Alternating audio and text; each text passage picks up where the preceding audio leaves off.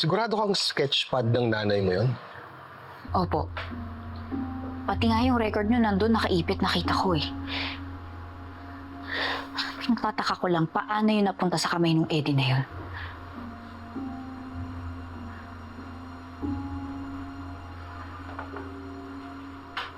Si Grace. Nagsumbong sa akin si Jana. Nahuli raw niya si Grace na nag-aalungkat dito sa bahay. Duda raw si Jana sa mga kinikilos ng babaeng yun. Mukha ngang tama siya. Tingin nyo ho ba may connection si Grace kay Sir Eddie? Wala na pang ibang kumawak ng sketchpad ng nanay mo kundi si Grace, di ba?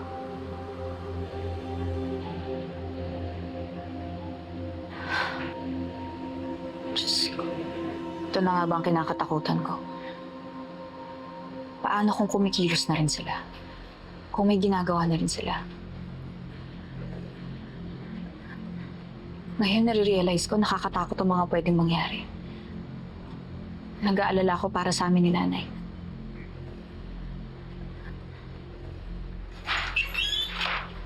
Marin, hi. May problema ba? May gusto ba kayong sabihin? Wala.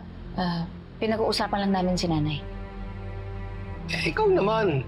Bakit ngayon ka lang dumating? Kanina pa tapos ang duty mo ah. Hinahanap ko yung may-ari ng tattoo na dinadrawing ni Aling Eva. Alam niyo bang patay na siya?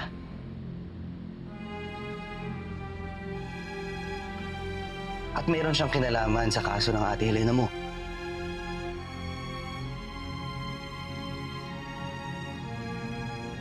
Teka nga, Tay.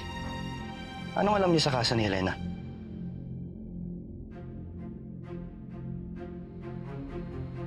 Yung ba yung pinag-uusapan niyo? May tinatago ba kayo sa akin? Noreen, anong alam niyo ng tatay ko?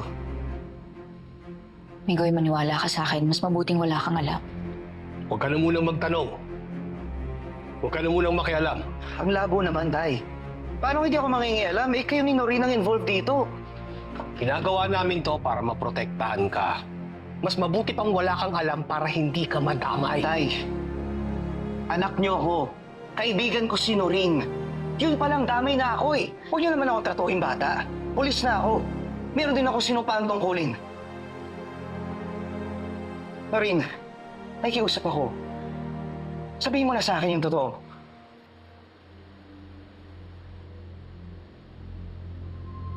Ang totoo, kahit naman ako, hindi ko alam kung ano talaga nangyari sa ate ko eh. Hanggang ngayon nga, hindi ko pa rin tanggap na bigla na lang siyang namatay. Anong plano mo?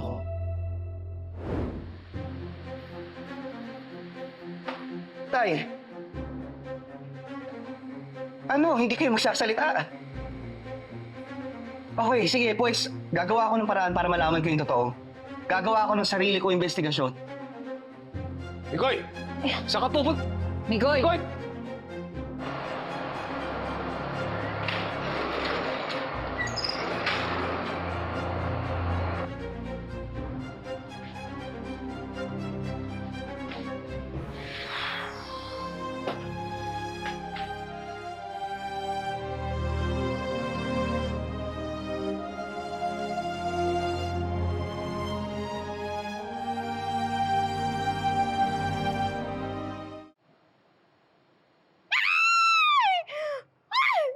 Uy! Detective. Yan sa'yo. Si Raymond! Darating siya. Pupuntahan niya ako sa Philippines. Uy, kailangan paghandaan ko ang arrival ng baby Raymond ko. Lahat dapat handa. Complete parlor package, shopping galore, lahat dapat handa sa pagdating ng baby Raymond ko. Di ba sinabihan na kita? Hindi mo naman kailangan gawin yung mga ganyan. Excuse me, ginagawa ko to para sa sarili ko. At saka para maganda yung first impression ng tao. Manong, baka sakaling makita niyo ho ito, pakisabihan naman ho kami. Sige po, ma'am. Salamat ho ah. Ako kaya, kailan mo kaya ako makikita? Ha? Anong sinasabi mo? Kailangan natin mahanap si Aling Eva. Kaya nga pa mo, sabay nahanap. Sa dating app lang. Ano ba? Paano ka nakasiguradong siya talaga yung kausap mo? Paano kung scammer yan? Kriminal? O hindi kaya serial killer? Paano ka nakakasiguradong matinong tao yung kausap mo? Kaya ako nga kinikilala, di ba? Ano ba sinasabi mo? Halika na, magtanong-tanong na tayo. Hindi naman lahat ng nakikilala mo sa online ay yun na yung tunay nilang pagkatao. Tsaka mo lang sila makikilala pag nakita mo na sila ng personal. Yun mahirap sa'yo eh. Bilis mo matiwala. Dali mo pang ma-fall. Bakit ganyan ang tono mo? Bakit parang kasalanan ko na may kaawrahan ako? At ano bang nakain mo? Punong-puno ka ng kanigahan. Pinawarningan lang kita. Parang hindi ka nanonood ng TV. Teka lang nga, Gino. Buhay ko to. Kung sino man ang gusto kong kilalanin at papasukin sa buhay ko, wala ka na doon. Wala ka nang pakialam. Meron. Dahil concerned ako sa'yo. Dahil nag-aalala ako sa'yo. Dahil gusto kita, Jana. Okay, alam ko na to eh. Sige na, labas na kayo. Ano na, labas na, di ba? It's a prank! Ikaw for the content ka. Pero sana naman ilugar mo, hindi yung nasa kalagitnaan tayo ng paghahanap kay Aling Eva. Hindi ako nag-joke. At talong hindi ako nagpa-prank. Totoo yung narinig mo, Jana. Type kita matagal na. Yung personality mo, napapatawa mo ako, napapangiti mo ako. Okay, kung totoo man yung sinasabi mo, salamat. Pero kasi Gino, wala naman akong ibang nararamdaman sa'yo kundi pagiging kaibigan. Maghanap ka na lang ng iba. Pero ngayon, ang kailangan nating hanapin ay si Aling Eva.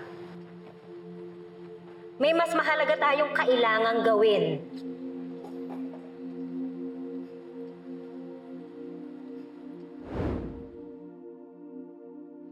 Kailan ba yan? Samahan na lang kita. Ay, bakit ka sasama? Kailan pa kita naging bodyguard? Simula nung sinabi ko sa sarili ko na aalagaan at babantayan kita. Paano kung may balak sa'yo yung mokong na yun? Paano kung daling ka nun sa motel? Eddie, go! Paghahandaan ko ang pagsuko ko ng bataan, isama mo na ang San Nicolas. Eh kasi 'di ba? Yun naman yung purpose niya ng pagbisita niya dito para magkakilala kami ng lubos. Sa wakas, makikita ko na siya. Basta, sa ayaw at sa gusto mo, sasama ako. Desisyon ka, ha? Baby, I pick you up. Airport na iyat. Terminal. 1?